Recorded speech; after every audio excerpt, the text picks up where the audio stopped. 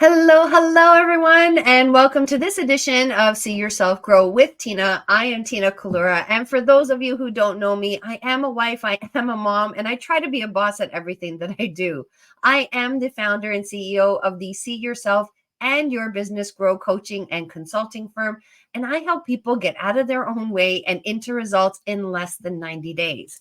So today, I want to talk to you about how to raise warriors instead of worriers. So, when was the last time you let the worrier quiet the warrior inside of you?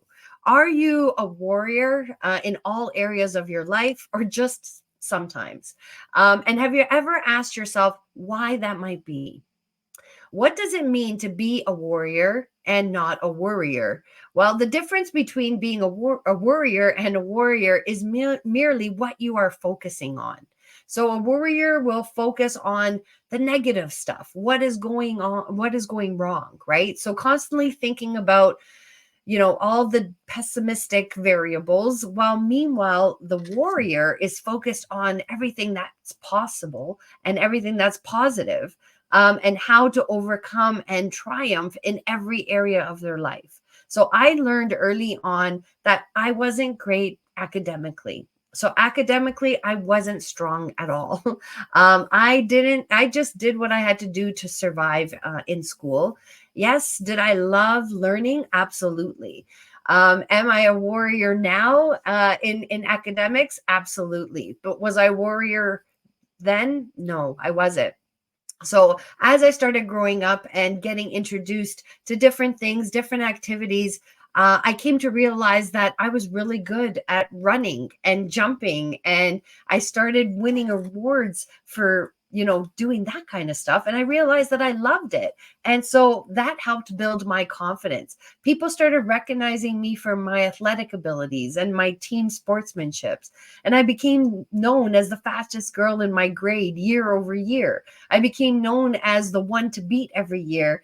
And every time we had tryouts in the 100 and the 200-meter sprint, everybody was out to beat me, but somehow I prevailed.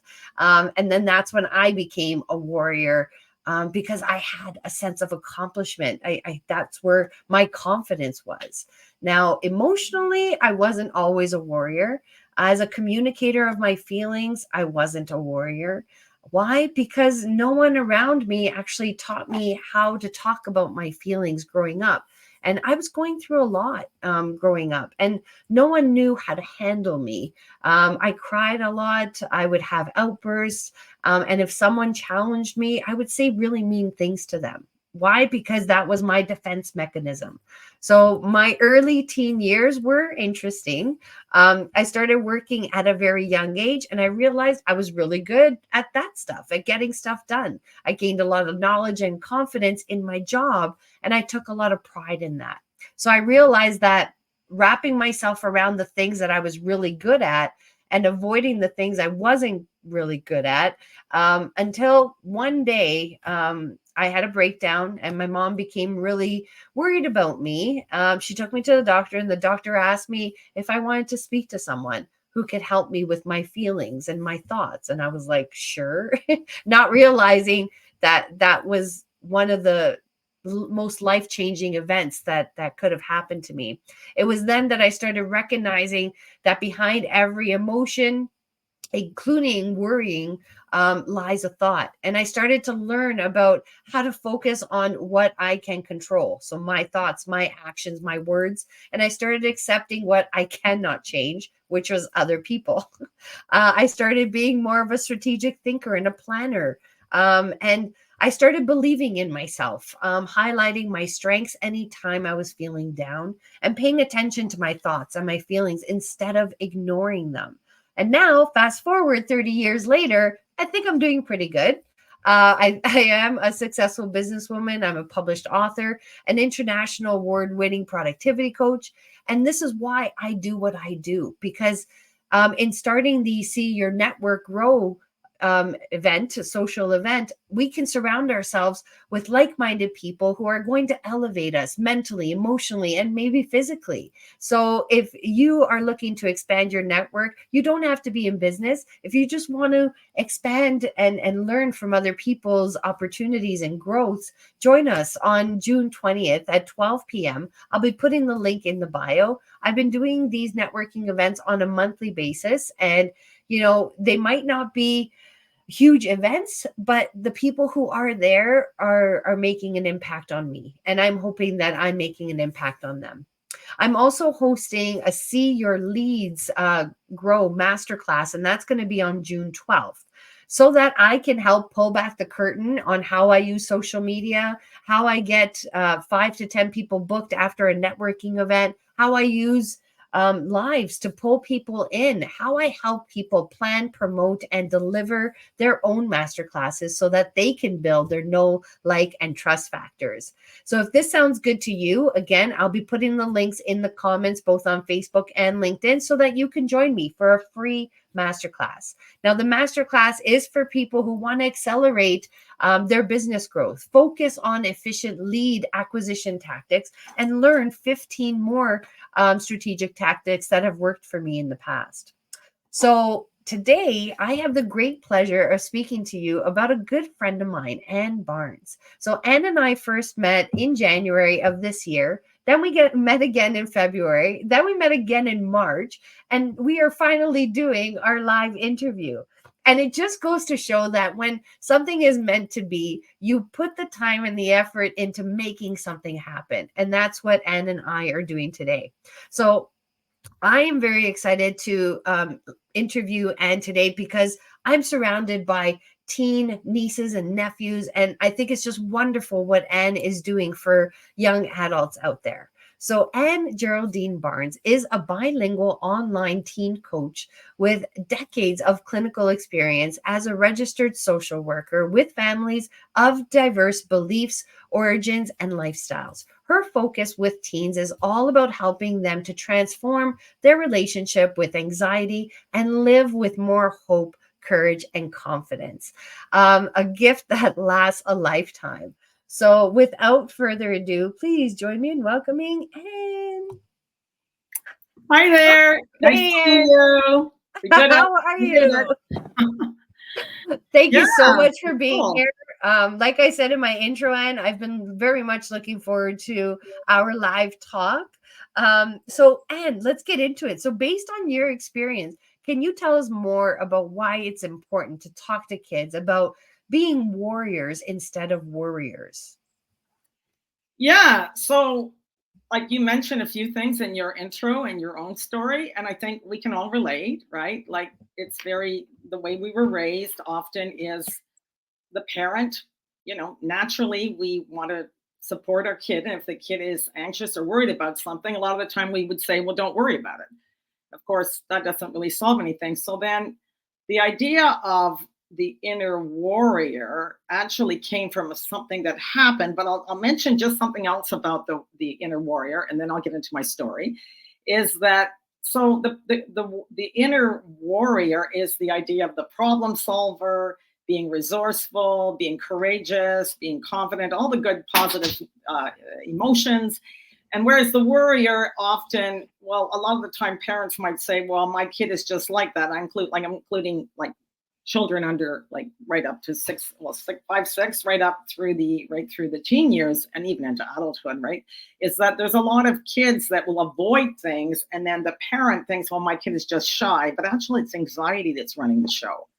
And so a lot of the time, kids just want to stay in their comfort zone, right? So how do we encourage them to stretch a little bit? And it's based on the principles that were founded by the Yale Child Study Center. There's a book, it's called Breaking Free of Child Anxiety and OCD, and I'm trained in that. And what I like about that is, in that approach, is the idea that you don't have to ask your child or adolescent to do anything. Is you're focusing only on your behavior. So just getting back to the inner warrior versus the inner worrier, one of the main focuses is that you give them support, which means acceptance and confidence. So I'm talking about kids across the spectrum, right? Because you can be worried and anxious about an upcoming event, but you can also have someone that's avoiding everything that's shut down. So it's on a spectrum. But essentially the idea is that when we accept what is. So we accept that our child or teen has anxiety, and we also send them a message of confidence. And I'm confident that you can experience a bit of anxiety, stress, overwhelm, and survive. Like, so it's always two, because otherwise we end up enabling without meaning to. So getting back to the story, so when I worked in mental health in Montreal specifically, I worked with a lot of teens that were involved in elite sports. And so they would spend half the day in a classroom, and then half the day training as a player or performer. And there were also kids that were involved in music, like classical music and things like that. And so I'll never forget this boy who said to me that he was worried about an upcoming math test. And he was an elite goalie in hockey. And he was going on, he says, I'm worried about I'm going to go blank. I'm not going to remember anything. And I said, so tell me, how do you manage it when you have hockey, like those competitions that come up? I says, what does your coach say about managing anxiety? He says, oh no, we never talk about anxiety. I said, so what do you do? He says, well, we talk about mentally preparing. We talk about connecting to our inner warrior. We talk about being excited about the game. And he went on and on and on about this. And it gave me like a light bulb went off. I said, so then why don't we take some of those skills and transfer them? Yeah. Maybe you won't be excited about math, but can you use those skills? And because basically anxiety is that it's not just worry, right? It's something you feel in your whole body. And a lot of the time, especially with an underdeveloped brain, but all brains, is that we go to the worst case scenario. Mm-hmm. So long story short, what I noticed about him was that he actually became like someone else right in front of me. He lit up. And so anyway, so he ended up doing that. And actually, it led me to end up studying hypnotherapy, neurolinguistic programming, all the things to be able to help. And I found that moved the needle. Now, nice. Just a little important thing to say is that I also am trained in traditional gold standard cognitive behavioral therapy. So we're not throwing that away. We're using all the things that aren't serving anyone, especially let's talk about teenagers here. Yeah. We're talking about all the things that aren't working, but we're using other means. We're using the body to calm the mind. We're using the mind to calm the body. And that's where the magic happened. And so that kind of set me on a journey. And I ended up working with like countless teens. And obviously I was doing things where what I noticed most is that teenagers sense, feel, and visualize things so much easier than adults. Adults, because we're trained to use this, the upper, like the lobe, the frontal lobe, which is obviously for all the good things, problem solving and thinking things through, they would easily be able to go into a light trance. All this is self-hypnosis, right? I'm giving that as an example. But what happened is that they would be able to flip the scenario. So I found that they were excellent candidates, excellent subjects, excellent. And so I found that stuck with me, right? Because he then took those things and then ran with it. So that would be what I would say about the inner warrior, is that it also gives a lot of hope and confidence to even cases of social phobia. So I had a case of kids that would say, I can't do any extracurricular. I'm just going to go home. My parents aren't there. I'm just going to watch Netflix or whatever. And I'd say, well, wait a minute. And so, no, because I'm afraid. And so we would do it in micro steps. So it's using the CBT, but we would also visualize. So you'd mentally rehearse, I'm going to the restaurant. I'm going to talk to a waiter. I don't like talking to servers in restaurants. I don't like going to this social event. But by the mental rehearsal element, which is often can be used in CBT, right? They do definitely work in that. But I found that I allowed them, and I'll just conclude on that. Well, the other thing is I ended up calling it problem solving in the hammock, because when I get them into this light state, we'd often end up in a place in nature that they'd enjoy. And then I'd be getting them to imagine, and the hammock is going back and forth. And so I'd say, so let's think about the thing that's top of mind. But that's a whole different brainwave state, right? So then they'd be open to possibilities. So you can see I could talk on and on about it, but that's essentially it. Like I had like gymnasts that were worried about falling off the balance beam, and so we'd rehearse it. We'd mentally rehearse it, and I found then all the tack, all the talking would use, but in the light trance state, and I found that's what. That's amazing. Everything that you were talking about, I'm like, I've done that. I'm like, the visualizing, the pivoting, right? Like anytime I've noticed like my daughter's having a negative thought, or, something negative comes out of their mouth, I'm like, okay, wait a minute. I'm like, let's flip the script, right? Let's change. Excellent. Yeah, it's changing. Like, I'll give you an example. And I signed my youngest daughter up for soccer this year, and she has social anxiety. She's very introverted. And she's like, you didn't ask me. I'm like, no, this is not an ask situation. I'm like, you're gonna try something new. She comes off the bus the day of first practice. She's like, Mama, I don't want to do this. I don't want to do this. I'm like, listen, let's just go. Let's go see what the other team members are all about. And we'll just, kick a ball, me and you, right? And after the practice was done, she's like, Mama, this was the best. I'm like, you see? I'm like, you were worried about, really, it was fear of the unknown, in my opinion, Absolutely. Yeah. Yeah. And I think the idea there to kind of to piggyback on that is that it's preparation for an autonomous life. Because when you start that, you don't, because we know that there's a high percentage of teenagers, let's just talk about teens here, that never see a therapist. And then they bring those issues into young adulthood. And, people like, well, we all know, like, and I think it gets, you see it more with social media, right? Because then you could have a gamer going into tech addiction. I live in the basement, or I'm just in the basement, and I go down this tech rabbit hole. I don't connect with other people, but that's not the job of a parent. That's not how we're going to expand and like what you just did, right? You actually, like, in a sense of kindness. We're not talking about like pushing and lecturing and you must and you should, but it's an invitation to grow and expand as a human being, right? Yeah. And that doesn't mean that just okay, you're an introvert, okay, but that doesn't mean then you can still be an introvert and do your thing later on in life. So you're expanding their comfort zone, right? Yeah. So it's not like, well, I don't talk to people in person, and I have a lot of clients like that, young adults in social work, right? Who they don't talk to people, right? And that's okay, right? So can you tell us maybe 3 tips that people can start doing now that will set them up for success in the future? So whether, like, I don't know if the tips are for the parents or for the teens, but, are there 3 things that we can kind of talk about right now?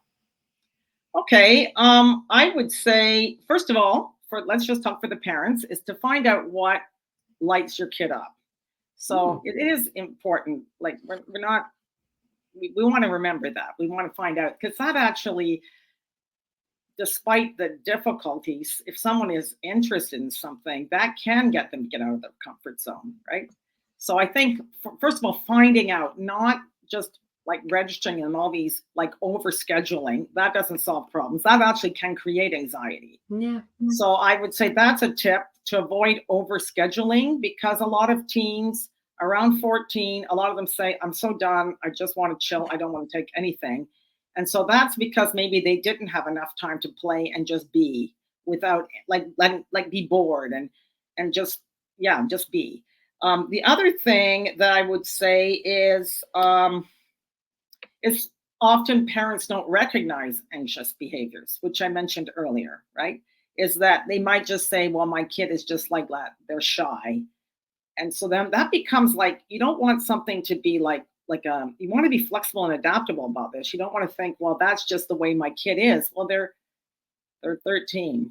So let's just, there's still a possibility, right? It's not so that how do we encourage them to expand their comfort zone is really important. Okay. I also think the other thing, third thing, so you say, well, I can't get my kid to talk, is that spend one-on-one time with your teen. Go for a walk, go outdoors, because light, sunlight, and fresh air can help with mood. And Very so cool. I think that getting outdoors is the first step. And getting outdoors and going for a walk and not having your phone on and put it on airplane mode and focus and connect with them. Find out what lights them up. And yeah, I'd say that and that can even be in your schedule of the 168 hours in the week, saying, okay, I'm giving you an example. I don't know, every Monday afternoon or evening, we're going to cook supper together. We're going to go to get the groceries. And it's that connection beyond, so that it's kind of like a pattern interrupt. You stop like all these things that are happening and say, it's just you and I, and we're going to do something. And that's a way to connect, to find out what's on their mind, right? For them to eventually unburden themselves, right? When they're cooking or doing things, we know that, when you're sitting next to someone in the car, they might spill the beans and tell you things that they wouldn't say. And finally, don't tell them, don't worry about it. Just allow them to express themselves, right? Because that's the most important thing, that someone can feel heard without being told, is that what you're worried about? Don't worry about it. Well, then the person shuts down, doesn't tell you anything anymore, right? Yeah. Yeah. So anyway, Yeah. as you say, I can talk more about it, but I'm going to stop there. And yeah. No, those are all valid points. And again, I'm like, okay, do I do that? Check. I'm like, could I do that better? And that's what I'm like, as you're speaking, Anne, I'm like, what could I do differently? Right? How can I help my daughters, even though they're young, right? So my daughters are 6 and 9, but obviously I want to set them up for success, right? So we have girls' night, me and my girls, right? So every Wednesday night they come and they grab my phone at 5 o'clock and they put it in a drawer and we do whatever it is that they want to do. If they want to have a spa night, we go and do our nails. If they want to sit around and watch a movie, we watch a movie. And it's great because I'm there fully attentive to whatever they need and want. And then me and my husband started doing date nights with our girls. So one month he'll take the oldest, I'll take the youngest, and then we'll switch, right? Just so that we can have that one-on-one time and they can be comfortable speaking to both of us, right? Separately and or together, right? That's very good. Wow. Yeah. But it's hard and it is hard. I mean, we brought them into this world, for a reason, right? And and I heard something that boggled my mind. I heard that 20% of adolescents may experience mental health problems in any given year, right? So 50% of mental health problems are established by the age of 14, and 75% by the age of 24. So, like, in your opinion, Anne, can you tell us more about why you think kids are struggling with, succeeding in the area of mental health or having good mental health? Well, obviously, we talked about it a few minutes ago about social media and tech use. So I think that is something that has changed everything, obviously, right? So I think that is a big issue, because when you ask kids about what they worry about, they have academic pressure, they have peer pressure, and a lot of that comes from bullying and body shaming, things that are happening online. It's not like the way it was decades ago, where it would just be at school, which is already horrendous. But then so there's that. So that also is a source of mental health. And actually for girls, particularly in like Instagram and comparisons and all the things, it's not healthy. So I'd say that definitely has increased. And the other is parental pressure, right? Parental pressure. Um, like I'll give you a quick example. I had a couple that parents that said we really want our daughter to be an accountant, and she wants to be a hairdresser. Hmm. And I said, so what did you tell her? And he said, well, we told her that she could be an accountant for a hair salon. I said, yeah, but that's so that doesn't seem like what she wants. So I think sometimes wanting to, like Deepak Chopra said, don't steer the river. So I think there's also that. There's a lot of parent pressure, wanting to steer the river, as they say, control the outcome. And that actually isn't allowing kids to find out what that lights them up. So that can create anxiety. It can feel like someone else is steering my ship. And actually, it comes down to not trusting life, right? Because kids have to be able to have the autonomy to make mistakes, to fall forward. They can often, there's fear of failure later on because life isn't like that. And I think those are some of the issues. And also there's good things about it too, because a lot of kids were underdiagnosed. Now there's more that get diagnosed. But I think the condition, like what I mentioned earlier, getting outdoors, and like if some, like you can have antidepressants, and if somebody doesn't want to take anything or do anything, then it's because then the parent has a lot more control about their own behavior. Are they enabling? Are they allowing their kid to just keep video gaming? Are they allowing, or they're saying, well, actually, I understand that it's hard for you, but right now we need to have some time away from that. Like, and I'm not going to get into all that. We don't have the time, but I do think that a lot of kids, teens that I coach, are unhappy and dissatisfied with their lives, right? They need to know how to stress better, how to feel better without the technology, like running the show, like as much as it is, right? And to feel hopeful about the future, so we can't control a lot of outside ourselves, but what can we do? What lights me up? And I'd say that feeling a sense of agency can actually, even if we have this innate anxiety or innate vulnerability, I should say, well, then sometimes when we have purpose, like which way do I go on? Like the girl who wanted to be the hairdresser and her parents wanted her to be an accountant. Well, maybe can we let her follow her heart? And you don't know where that's going to trust. If she's good at something, then she'll have her own salon and whatever. Like I think it's that. Yeah. Steering the river. Don't steer the river. Yep. Yeah. And again, and like I said, when we first opened up the call, the best thing that ever happened to me is when I went to go see a therapist for the first time. And I was 16. I didn't know what it was going to be like. I didn't know what the outcome was, but that was like the best thing that ever happened to me, because that was the first opportunity that I had to express my thoughts and express my feelings, and I was being told it's okay to be emotional.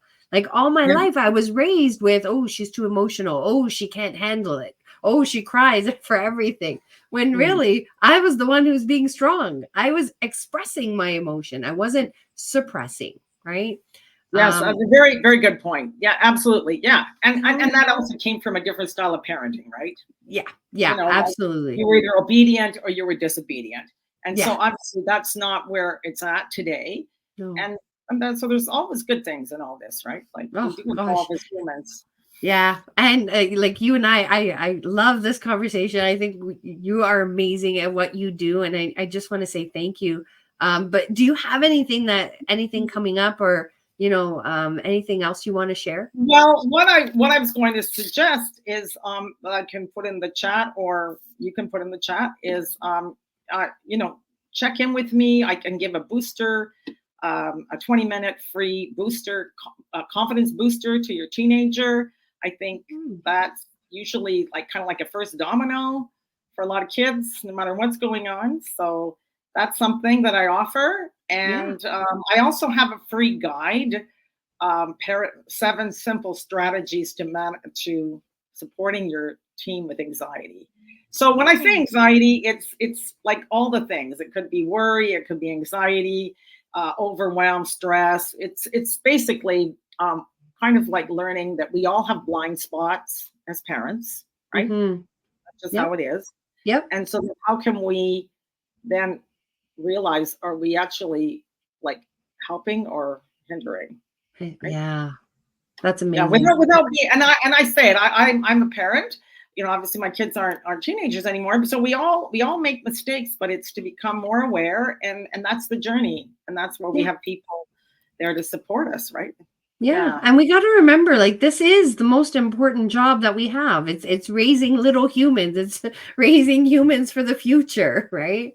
yeah, So I think yeah, we should, like, and we as parents, like, we need to acknowledge that we're not perfect. And I do. I walk around saying that to my children all the time. I'm like, I'm not perfect. I'm not perfect, and neither are you, and that's okay. yeah, Yeah, yeah. it's just being open about these things. Like, and if the pandemic taught me anything, I Hmm. valued that time with my children.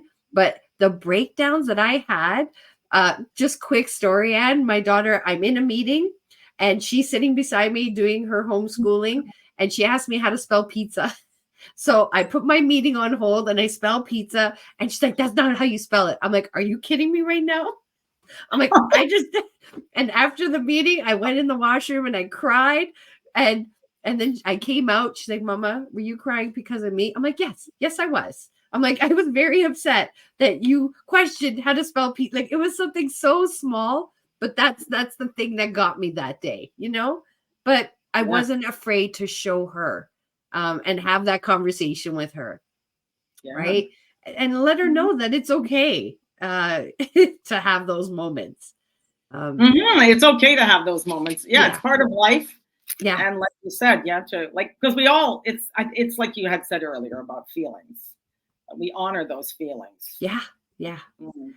Yeah. So, and Okay. how can people get in touch with you? Do you have a website? Yes, What's the I do. best You can way? just reach me at Ann. So there you have my name, Ann Geraldine Barnes, all lowercase, obviously, .com. Okay. And you can send me a message at hello@AnnGeraldineBarnes.com.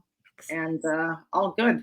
I'll just Okay. start with that. And I don't know if in the chat I could put in a link or something. Yeah. So, and what we'll do is we'll take your links and we'll include them on the comments on Yeah. Facebook, on LinkedIn, and on YouTube as well. So when people want to reach out to you, all the links will be there. I'm going to tag you in all of these as well, so then you could share this with your network as well. I just want to say thank you once again for all Thank this you. amazing knowledge and for your time. And like I said, I think what you're doing is wonderful. So keep it up. And keep up what you're doing, because I think it's wonderful too. It's a great way to start a week, right? Yeah, absolutely. All right. And so that's all for now. I just want to say again, thank you to Anne, Very and much. thank you to everyone who's listening. And if you are a coach, a consultant, or an entrepreneur, and you want to get interviewed on my social media platforms, please feel free to direct message me. Would love to have a chat. All right. So that's it for me today, everyone. Enjoy the day. And as always, I look forward to seeing you and your business grow. Okay. Bye, everyone. Bye. Thank you. Thank you.